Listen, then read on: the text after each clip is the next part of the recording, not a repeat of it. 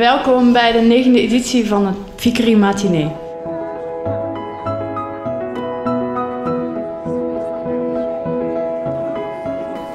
Wat mij naar dit matinee brengt, omdat ik het wel interessant vind om daar nog eens wat meer over te zien en te horen.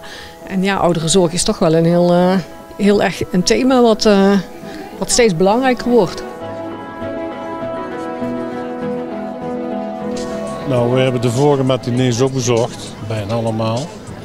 En dat vonden we zo interessant dat we het gewoon blijven volgen.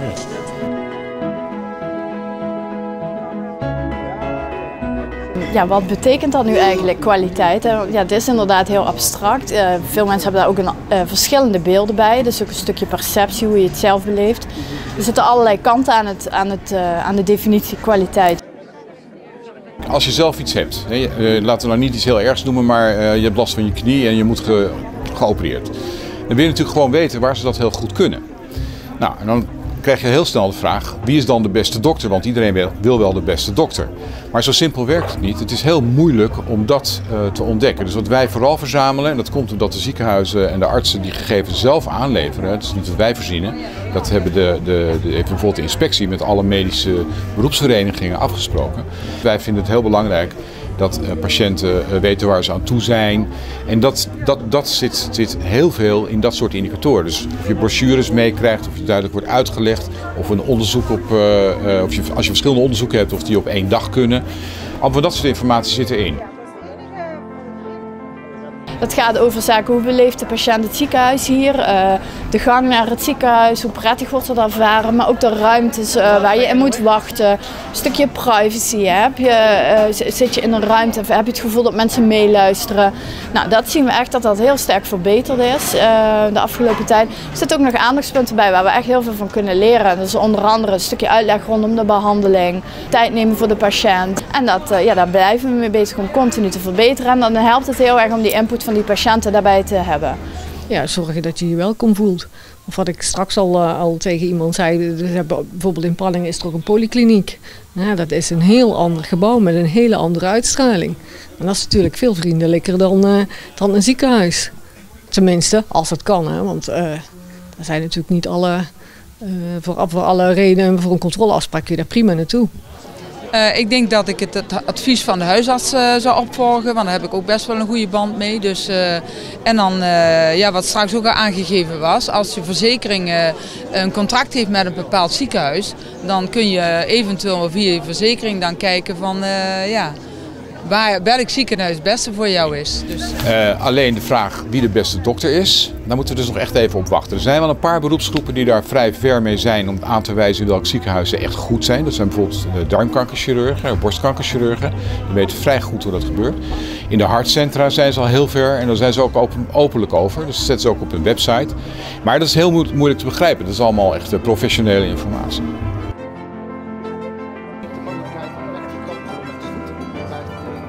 Nou, ik ben er nooit zo specifiek mee in aanraking gekomen, maar het zou inderdaad zijn op dichtbij in combinatie met kwaliteit. En als je dan wel gaat zoeken naar waar kan ik de beste zorg krijgen voor wat ik heb. Maar het ligt ook aan de ernst natuurlijk. Hoe erger het is, hoe beter je daarna op zoek gaat. Ik ga ervan uit dat die huisarts dat goed weet en hij zal me echt niet naar een arts doorverwijzen die het niet goed zou opknappen. De bereikbaarheid van het ziekenhuis, afspraken maken op de polykliniek, hoe je je bejegend voelt als patiënt. Dat zijn dingen die eigenlijk allemaal vandaag in dit matinee aan bod komen. En een van de andere dingen is dat wij een seniorvriendelijk ziekenhuis zijn. En dat door de vergrijzing er steeds meer senioren en kwetsbare senioren komen in Nederland. Waarvoor ook dingen gewoon goed geregeld moeten worden. Hè? Dus waar je ook kwaliteit voor nodig hebt. En dat is ook de titel van dit matinee. Kwaliteit kent geen leeftijd. En we focussen ons met name op de kwaliteit, maar ook de kwaliteit voor kwetsbare ouderen en senioren. Kwaliteit kent geen leeftijd. Wat is kwaliteit nu eigenlijk? Wat is kwaliteit voor u? Mag ik dat iemand vragen?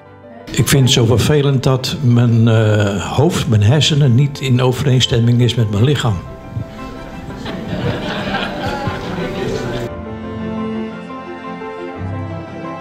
Ik ben deze meneer op de bedfiets aan het leggen. Die gebruiken we heel veel op de intensive care. Voor mensen die wel in coma liggen of niet in coma liggen. En waarbij bewegen toch heel belangrijk is om geen achteruitgang te bemerken eigenlijk. Dus de lichaamsfuncties te blijven behouden, spierkracht, doorbloeding. De darmen die blijven functioneren, ook belangrijk. En verder hopen we als iemand mee kan fietsen dat er wat meer spierkracht terugkomt als iemand op de intensive care ligt. Ja. Ik heb zelf een pacemaker en ik ben hier afhankelijk geholpen. En dat was altijd nog naar tevredenheid. En ik meen, kijk, een ziekenhuis in de buurt waar het mogelijk is, ja, waarom zou ik dan verder weggaan? De hulpvaardigheid hier in het ziekenhuis, klantvriendelijkheid en het behoorlijk goede specialisme wat ze hier in het ziekenhuis hebben.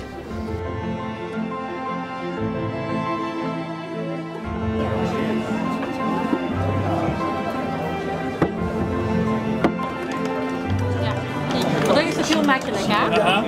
Maak hem wat schoner. We zijn als klinische fysiotherapie natuurlijk dagelijks bezig met bewegen. En met name oudere mensen die in het ziekenhuis liggen, die bewegen weinig en verliezen daardoor veel spiermassa, botmassa. En wij als fysiotherapie proberen dat natuurlijk zoveel mogelijk te voorkomen. En daar hebben we allerlei dingen voor. Zoals op de IC gebruiken we een bedfiets. Bij totale heupen, totale knieën kunnen we een schiene in bed plaatsen. En wat we hier vandaag willen laten zien is mensen laten ervaren. Als je nou achteruit gaat als oudere, als je in spierkracht achteruit gaat, hoe voelt dat nou? En daar hebben we een mooi parcours voor liggen. Zodat mensen dus kunnen ervaren hoe het is om oud te zijn.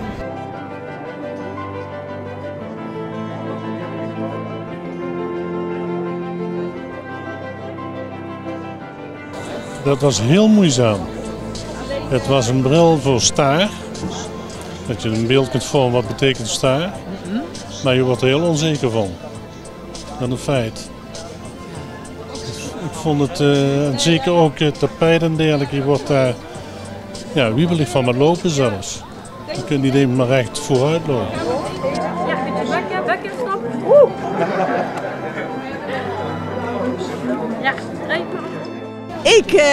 Informatie van alles. Ik vind het heel belangrijk wat hier allemaal is. En we worden ouder. Hè? En we worden niet meer zo actief. En er zijn allerlei middeltjes voor. En dat vind ik heel fijn om te horen. In ons ziekenhuis geven we altijd bij de medewerkers aan dat ze minimaal 30 seconden moeten blijven wrijven. Zodat ze alle delen van de handen kunnen bereiken met het spul. Begin droog te worden. En als het droog is, dan mag u eventjes beide handen onder de lamp steken en dan toon ik u even hoe goed dat u het gedaan heeft. Dus wat ziet u? Hier ziet u het blauw oplichten, dat is prima.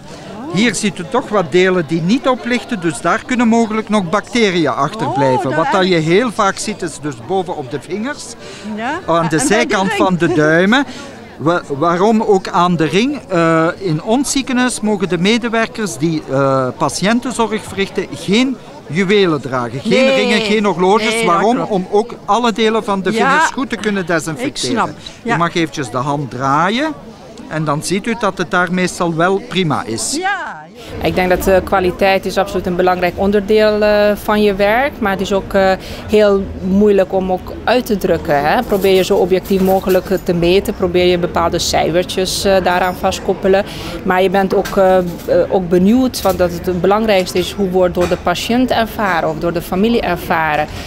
Nou, een ander onderwerp waar we heel veel mee bezig zijn is bijvoorbeeld identificatie. Dat doen we in het kader van de veiligheid. Vaak vragen patiënten, weet je nou nog niet wie ik ben, waarom vraag ik nou weer mijn naam? Nou, dat doen wij dus. Wij vragen heel vaak naar naam en geboortedatum om op heel veel punten in het proces zeker te weten dat we de juiste patiënt bij de juiste behandeling hebben. Het komt helaas nog in heel Nederland en heel de wereld heel vaak voor dat er daar een fout in gemaakt wordt en dat een onderzoek aan de verkeerde patiënt gekoppeld wordt. En dat willen wij voorkomen door heel vaak naar de naam en geboortedatum te vragen.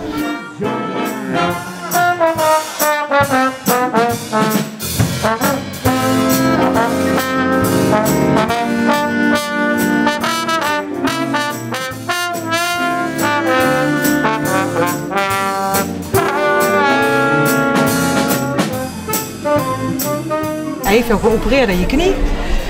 De orthopeed schrijft er een brief over. In die brief staat heel duidelijk omschreven wat hij gedaan heeft, waarom hij het gedaan heeft. Wat ik hier laat zien is ons nieuwe patiëntenportaal.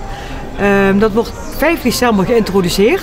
Want het leuke is dat hij daarmee zijn eigen medische inhoudelijke informatie rustig nog eens na kan lezen. Wat hij of bij de dokter in het ziekenhuis heeft gehoord, of wel achteraf bij de huisarts hoort, kan hij ook terugzien. Iemand is bijvoorbeeld voor een knie hier geweest, is geopereerd, krijgt de uitslag daarvan en het resultaat ervan. Dat krijgt hij te horen in 5 minuten, maar dat beklijft niet. Dus het leuke is dat hij thuis kan inloggen op de portaal en vervolgens rustig die brief door kan lezen en kan zien. Nou, dit heeft de dokter gedaan, dit is de oplossing, dit wordt de nabehandeling, ik moet nog 7 keer naar de fysiotherapeut. Dat staat er allemaal in. Is hoog, ja. Dus, hij hoort 120 om 80 te zijn. Is optimale bloeddruk. Het zegt eigenlijk veel over je fysieke fitheid, zeg maar. Ja, dat ligt misschien aan de juffrouw.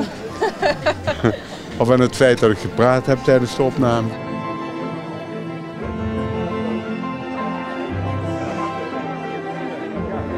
Wij hebben elk jaar doen we dat onderzoek in de beste ziekenhuizen. En wat doen we dan? Dan verzamelen we alle data, alle gegevens die openbaar beschikbaar zijn. Dus van de inspectie, van het ministerie, het kwaliteitsinstituut.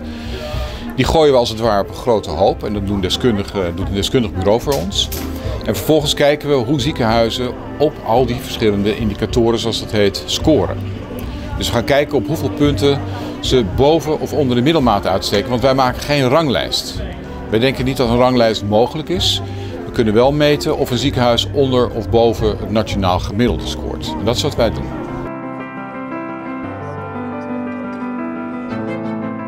Bent u tevreden met dit ziekenhuis, met ziekenhuis Vicurie? Ja, super. Ja, heel erg tevreden. Ja. Ik heb daar niet zoveel mee te maken, maar die keren dat ik hier geweest ben, was het uitstekend. Ja, helemaal tevreden.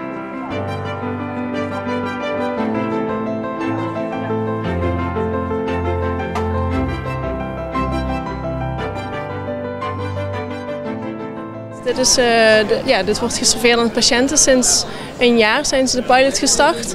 En vanaf deze tijd gaan ze op alle afdelingen uitrollen. Het allerbelangrijkste wat we nu doen is, of wat we veranderd hebben, is dat we van centraal naar decentraal zijn gegaan. En dat betekent dus dat alle maaltijden op de afdeling bereid worden. 's Morgens en 's middags komt de voedingsassistente met de broodbuffetwagen bij de patiënt langs, bij het bed en vraagt: mevrouw, wat zou u vanochtend graag willen eten voor uw ontbijt? Cornflakes, muesli met yoghurt, gekookt eitje erbij, wat rookworst erbij. Het kan allemaal. De patiënt kan kiezen wat hij wil. We hebben een menukaart op basis van gezonde voeding met daarlangs de weekmenu's. En ja, iedereen, ongeacht welk dieet, kan daaruit kiezen. De patiënt bestelt om 4 uur wat hij ergens tussen 5 en 7 wil eten. En de ervaring leert dat de meeste mensen op de kamer ongeveer wel tegelijk willen eten. Dat het eten ook weer een beetje een sociale gebeurtenis wordt. Ja, en dat is natuurlijk een gigantische vooruitgang. Heerlijk. Dat wordt het nieuwe eten in het ziekenhuis, hè? Ik heb juist al gezegd, zo bijna ziek willen worden. Ja, is echt lekker.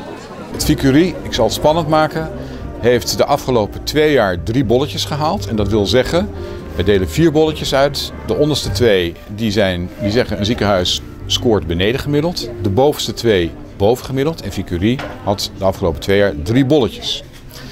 En gelukkig kan ik nu zeggen dat het Vicurie ook dit jaar weer 3 bolletjes heeft. Met zelfs 1 klein puntje van verbetering in de medische zorg. Dus goed nieuws voor Vicurie.